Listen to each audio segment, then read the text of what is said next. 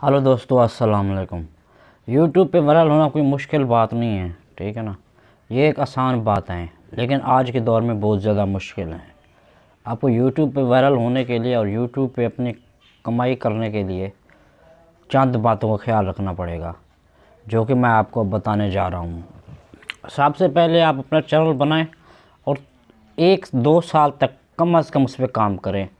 2 साल तक जब अपने चैनल पे काम करेंगे ना, तो आपका चैनल ग्रो करेगा।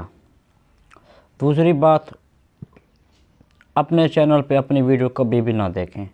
जब अपने चैनल पे अपनी वीडियो देखते हैं ना, तब आपके व्यूज़ कम आते हैं। पहले आपको 5-6 मिनट तो व्यूज़ आएंगे भी नहीं, 1 या 2। जब आपकी वीडियो 500 1000 तक पहुंच जाएंगी ना, 300-400 वीडियो पहुंच जाएंगी। कोई तो खुशकिस्मत लोग होते हैं, बहुत जल्दी वायरल हो जाते हैं। उनकी 2-3 वीडियो होती है, वो भी वायरल हो जाती हैं।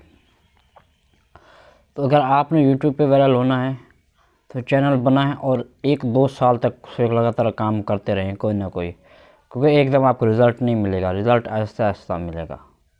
वीडियो पसंद है तो लाइक, सब्सक्राइब और शेयर करें। शुक्रिया।